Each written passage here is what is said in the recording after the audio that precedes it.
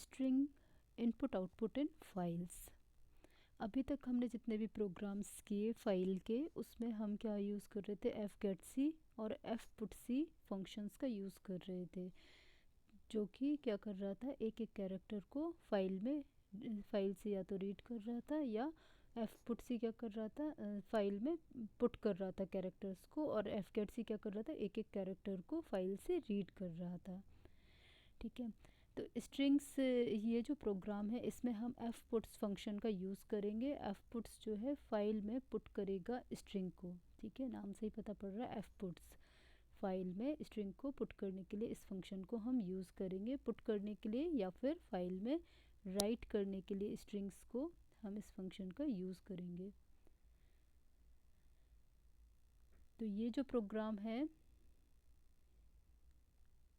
ये प्रोग्राम है receives string from keyboard and writes them to file. इसमें हम क्या करेंगे, स्ट्रिंग को रिसीव करेंगे, कीबोर्ड के थ्रू हम इनपुट कराएंगे स्ट्रिंग को और उसको फाइल में राइट करेंगे। यहाँ पर हमने एक फाइल टाइप का एक पॉइंटर वेरिएबल डिक्लेयर किया है, एक हमने कैरेक्टर एरे लिया हुआ है जिसका साइज़ 80 है। तो जो वैल्यूज़ हम इनपुट कराएंगे वो एरे में स्टोर होंगी।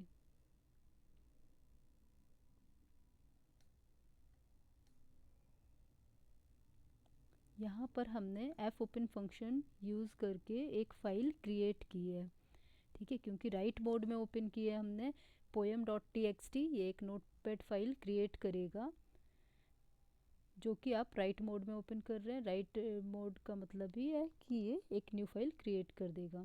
अगर फाइल सक्सेसफुली आपकी क्रिएट नहीं होती है तो उस केस में एफ ओपन फंक्शन को नल वैल्यू असाइन हो जाएगी।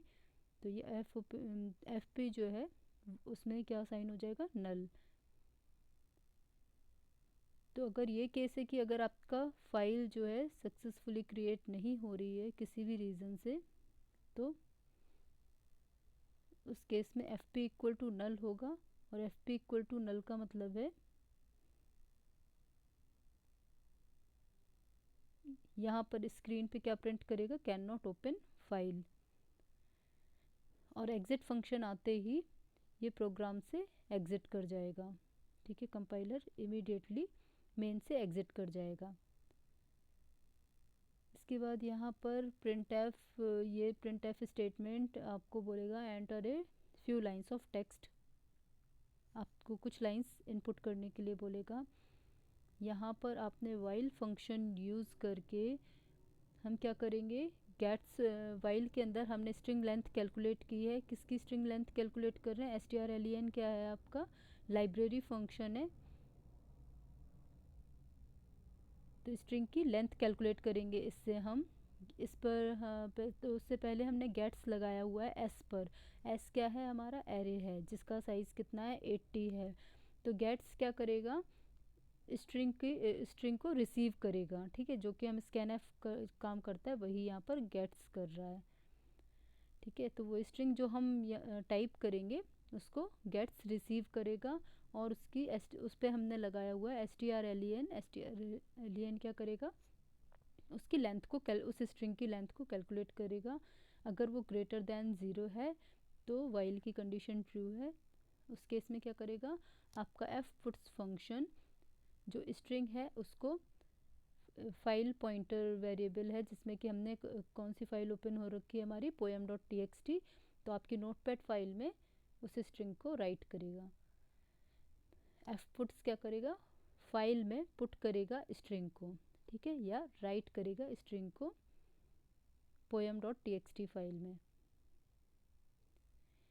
देन हमने यहाँ पर दे रखा है एफ पुट्स ब्रैकेट के अंदर डबल स्लैश के अंदर हमने पास किया हुआ है /n। /n क्या है, न्यू लाइन को रिप्रेजेंट कर रहा है। इसके बाद हमने कर्सर को न्यू लाइन में प्लेस कर दिया, poem.txt फाइल में कर्सर को न्यू लाइन में प्लेस कर दिया। इसके बाद अगेन जो है आपका वाइल को कंटिन्यू करेगा। ये न्यू लाइन में कर्सर प्लेस करने के बाद अगर आप कोई और स्ट्रिंग टाइप करना चाहते हैं, जैसे कि इस केस को अगर हम देखते हैं यहाँ पर आउटपुट देखिए, यहाँ पर अगर आप सेकंड लाइन में आते हैं, shining and bright they are forever, ये तो फर्स्ट लाइन हो गई। अब अगर हमें न्यू लाइन में कर्सर हमारा प्लेस है, अगर मैं टाइप करूँ सो ट्रू अबाउट डायमंड्स, तो अगर मैंने ये टाइप किया तो गेट्स फंक्शन क्या करेगा, इस स्ट्रिंग को रिसीव करेगा जैसे स्कैनफ करता था। इसका जो है इस स्ट्रिंग की strlen फंक्शन लेंथ कैलकुलेट करेगा जो कि ग्रेटर देन 0 है, कंडीशन ट्रू है, तो यहाँ पर जो है कंपाइलर एफ पुट्स पर आएगा और ये जो स्ट्रिंग है सो ट्रू अबाउट डायमंड्स, इस स्ट्रिंग को poem.txt फाइल में राइट कर देगा। फिर हमने इसके बाद हमारा नेक्स्ट जो है स्टेटमेंट क्या है, एफ पुट्स डबल कोट्स में स्लैश एन, फिर से कर्सर को एफ, ये जो स्टेटमेंट है क्या कर रहा है आपका, न्यू लाइन में कर्सर को फिर से प्लेस कर देगा।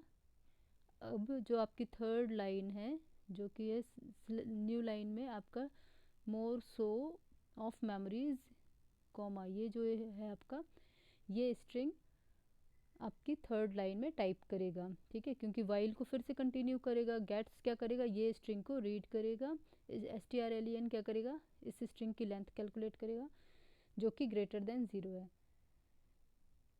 तो कंडीशन ट्रू है, तो कंपाइलर एफ पुट्स पे जाएगा, इस स्ट्रिंग को s एफ पी स्टेटमेंट के थ्रू क्या करेगा, इस स्ट्रिंग को poem.txt जो फाइल है नोटपैड फाइल, उसमें इस स्ट्रिंग को राइट करेगा।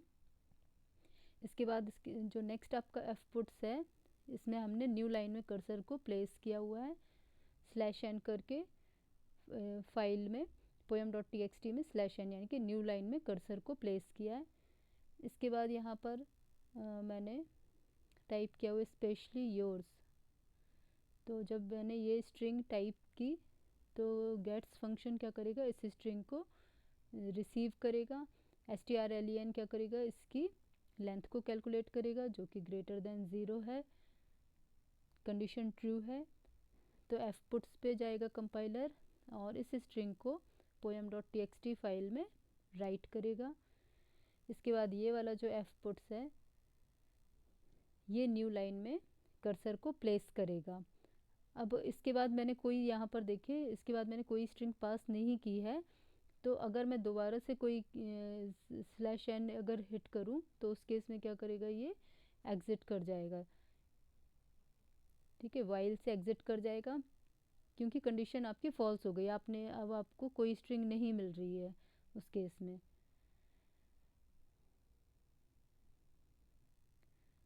तो अब इसके बाद आपका एफ क्लोज स्टेटमेंट इसको मिलता है कंपाइलर को, तो ये फाइल जो आपकी ओपन हो रखी थी poem.txt उसको क्लोज कर देगा,